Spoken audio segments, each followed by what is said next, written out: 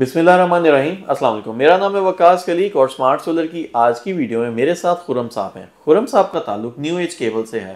Cables एक बहुत important factor होता है सोलर पैनल के अंदर। हम लोग इन्वर्टर लेते हुए, पैनल लेते हुए और बैटरीज लेते हुए सोलर पैनल के अंदर, पूरे सिस्टम के अंदर बहुत रिसर्च करते हैं, लेकिन केबल एक ऐसा मेजर कंपोनेंट है जिसने सोलर पैनल से लेके करंट आपकी इन्वर्टर तक लेके जाना है। और अगर यही लॉसेस कर दे और इसकी प्रॉपर सिलेक्शन ना हो तो लॉन्गर रन में आपको लॉसेस का भी सामना करना पड़ेगा in terms of line losses, और इसके अलावा आपके सिस्टम को भी इफेक्ट हो सकता है। तो इसी सिलसिले में हमने खुरम साहब को अपने पास बुलाया है। Thank you very much Khurram साहब। जी खुरम साहब, थोड़ा सा मुझे बताएं कि आप जैसे कि स्पेसिफिकली न्यू एज में काम कर रहे हैं, तो न्यू एज तो सब लोगों को पता है कि सोलर पैनल्स की केबल्स भी बना रही है और इसके अलावा नॉर्मल एसी केबल्स भी बनाती है। तो केबल्स में एक बड़ा एक पॉपुलर इदारा है। तो व्हाट डू यू रेकमेंड के सोलर पैनल्स के से रिलेटेड जब हम केबल यूज कर रहे होते हैं तो कितने एमएम की तार यूज करनी चाहिए? देखें जी, ज़्यादातर जो इस्तेमाल होती है वो 4 mm होती है। जनरली जो हम लोग ज़्यादातर घरों में इस्तेमाल करते हैं वो 4 mm, but depending on the load आप इसको 10 mm तक ले जा सकते हैं, उससे आगे भी सर बन सकती है। बट मसला जो सबसे बड़ा आ रहा है सर वो ये आ रहा है कि लोगों को प्रॉपर अवेयरनेस नहीं है कि ये जो हम XLPO क्रॉस पॉलीफिनाइल एक इंसुलेशन है जो हम नाम लेते हैं इसका, और टिंड कॉपर क्यों इस्तेमाल करनी है, जबकि लोग कहते हैं कि जी PVC लगा लें। ये हमारे बहुत सारे जो व्यूअर्स हैं अक्सर सवाल पूछते हैं कि केबल में बड़ी कंफ्यूजन है। नॉर्मली 6 mm की केबल या 4 mm की केबल तो लोगों को सवाल समझ आ जाता है जी इतने mm की केबल यूज करें, लेकिन इसमें इतनी वैरायटी आ गई हुई है। टिन कॉपर, टिन कोटिंग वाली केबल भी होती है, फिर इसके बाद XLPE और XLPO। ये एक्सल के अंदर अक्सर लोग जो है ना कंफ्यूज हो जाते हैं। पहले तो मुझे ये बताएं कि ये टिन कोटिंग क्या होती है और क्यों जरूरी होती है? टिन कोटिंग सर असल में आपकी जो सोलर केबल है सर उसने लगना होता है एक्सटर्नल बाहर ओपन सराउंडिंग के अंदर। ये करोजन नहीं होती सर, इसकी लाइफ स्पैन ज़्यादा है, ठीक है ना। और ये बेसिकली आप कह लें वो जो कोटेड है उससे प्रोटेक्ट किया गया होता है कॉपर को, जिससे करंट की एफिशिएंसी और केबल की जो लाइफ स्पैन है वो इंप्रूव हो जाता है। ओके, इसलिए सैंपल के लिए मेरे पास इस वक्त ये केबल मौजूद है। ये वाली केबल जो है इसके ऊपर कोई कोटिंग नहीं हुई हुई। जी सर, ठीक है। और आप ये देखें सर, इसको हम ब्राउन केबल बोलते हैं या रेड कॉपर? सर ये कॉपर ही है, बट इसमें कोटिंग कोई नहीं है।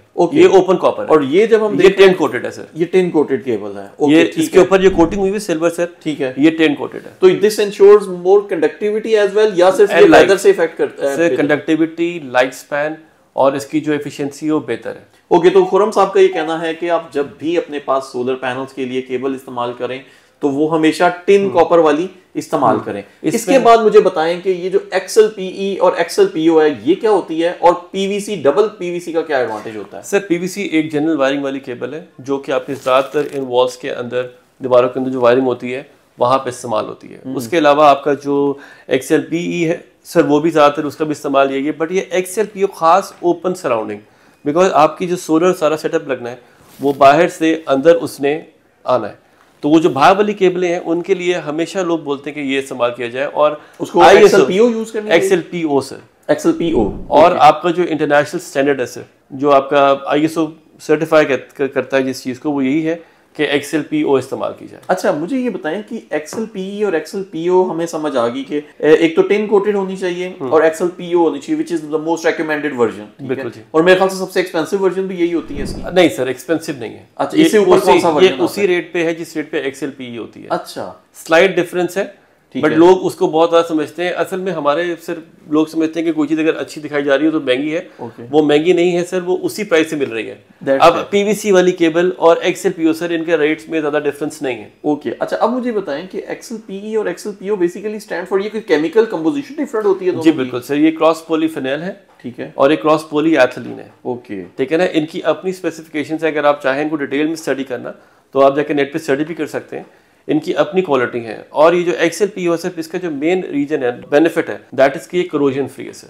ओके, ये जो फिल्म है उसको, बिकॉज सर आप जब आप एक्सटर्नल आपने वायर लगाई हुई है उसमें पानी भी गिर रहा है, ह्यूमिडिटी भी आ रही है, सनलाइट भी पड़ रही है, तो ये उन चीजों से प्रोटेक्ट करती है आपकी केबल को। अच्छा, मुझे ये बताएं कि जो डबल PVC है ये क्यों रेकमेंड की जाती है? सर देखिए, ये सर ये बिल्कुल उसी तरह के आपने अगर किसी चीज को ज्यादा टेम्परेचर पे रखना है, उस एलिमेंट उस कॉम्पोजिशन की जो है प्रॉपर्टीज वही है, बट जब आपने उसको डबल कर दिया तो आपकी डबल प्रोटेक्शन है सर। अच्छा, एक देखिए लाइफ है ना आपका, एक केबल जनरल जो सिंगल इंसुलेशन में है उसकी लाइफ 10 साल है।